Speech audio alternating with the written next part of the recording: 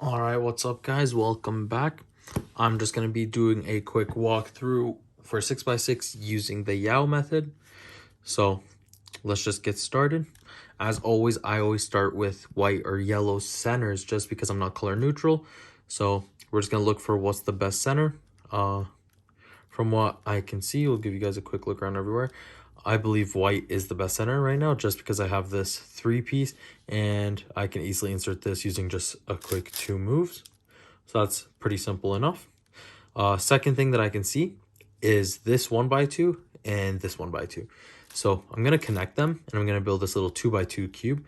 And what we're going to try to do is build another one of these actually. And then just see right there. Once you build another one, you could easily connect them and just have a 2x4 instantly. So if you ever see these cubes, they're pretty easy to make and they're actually really fun. And once you get good at them, you understand the pieces a bit more, they become insanely fast, especially during your last 4 centers. Next, we just got to do the last bar. So we're just going to attach these. I like to get rid of the pieces from the top as early as possible, but always trying to connect them with something just so I can do quick moves like this without needing to look to my right or doing a rotation. And then, insert. You can always insert it like for your first center, try to insert it like your last bar while you're facing up. So this way you can already start building from here and see what you can work with. So just from looking here, I can just put this piece together and then insert this corner and build the first bar. And then I see these 2 corner pieces. I'm just gonna lay it sideways, build the second outer bar. This way I have the outer bars complete. Unlike the 7x7 video that I uploaded for Yao, doesn't matter which bar you start with because they are all the same regardless. So now we're just going to be building the bars. These become relatively quick once you just get used to the pieces. So of course, this piece, if I were to do a U2, would become adjacent. So you got to just learn the pieces a bit and it'll help out a lot. Oh, here's actually a nice case. While bringing this piece up, as I can see this center, instead of doing something like this, then inserting, what I can do is just put the centerpiece in the place where it's going to hit. That way I can just connect them and kill 2 birds with 1 stone. And then just insert. While I'm doing that, I'm always looking for pieces, especially now for my cross edges. Simple. I can already see all 4 of my white and blue pieces. 1, 2, 3, 4.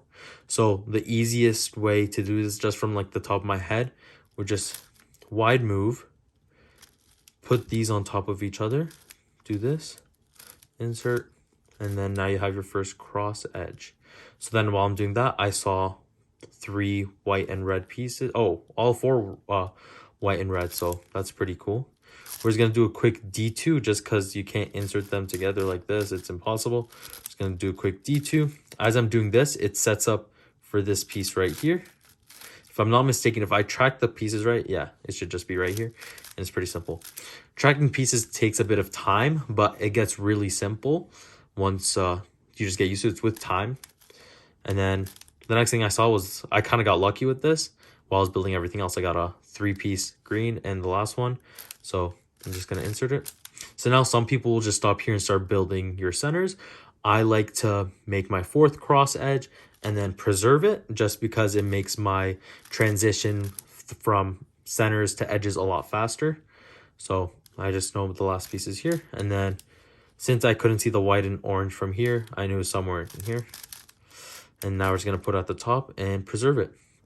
So from right here, the first moves that I'm going to be doing is I'm going to move this to the side just so I can protect it. And because I saw this 1x2, I knew these could connect. So if I were to just go straight into it, I just got rid of a block that was given to me. So always try to preserve things if they're easily preservable. If it takes too much time to preserve it, it's usually not worth it. And then from here, I can just connect these. But I'm also not forgetting about this bar right here, and I just see the corner with it. So when I put this in, all I have to do is move this, insert the corner piece with it, and then put it down. And then now I can just see the the center piece, put it in, and then a simple I'll prime U2 and then insert it. So now that you have your first cross edge done, your first center done, your cross edge, as long as you keep it to the right, it will stay there the whole time. So when I'm doing moves, it's always protected because this will never be harmed. And if this is attached, this will never be harmed as well. So the next thing that we're going to do is red. So we have this long bar and we're just going to keep it, honestly. It's not worth ruining. And then I can build this other bar. As I'm doing this, I remembered that there was going to be the other centerpiece right here. And as you can see, I could preserve this, but it's just not worth it because it sacrifices a lot of speed and TPS. And then we're just going to do the last bar right here. And then last two centers is pretty simple. There's always tricks to usually build two bars at the same time. For example, hiding this long bar by creating another one, and then you just insert it. So you'll find a lot of cool tricks like this. It's pretty simple.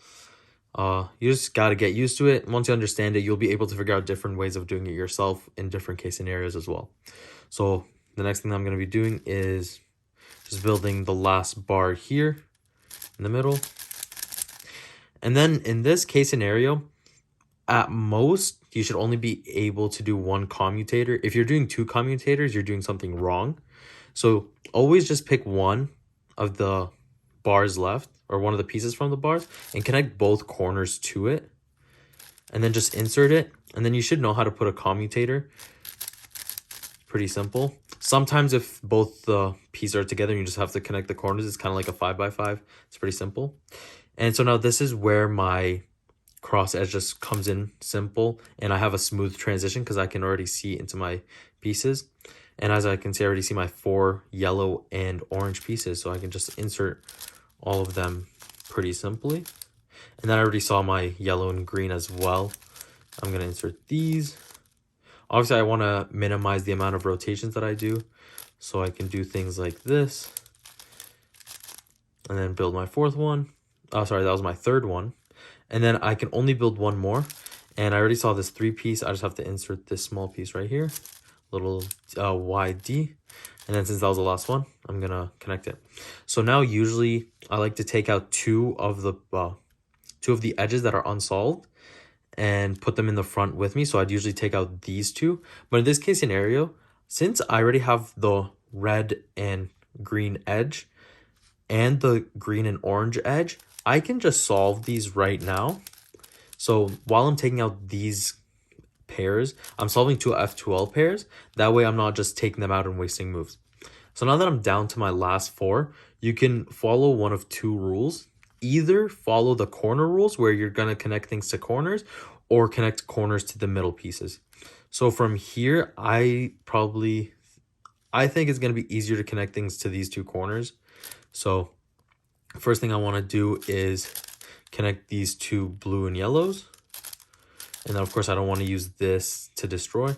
Then I'm just going to put these together. So now whenever you're taking something out and putting it back in, I want to connect it with something else. For example, when I'm going to put this yellow and blue together, I know this is red and blue. So I'm going to put this red and blue matching. So when it comes back, I have another piece solved and it saves me turns. And then, of course, the last red and blue, we're just going to insert it. And then from here, you should be able to tell that you're going to have parity. You don't know if it's going to be single, double, or triple yet. So, but we know it's parity. So if you have last two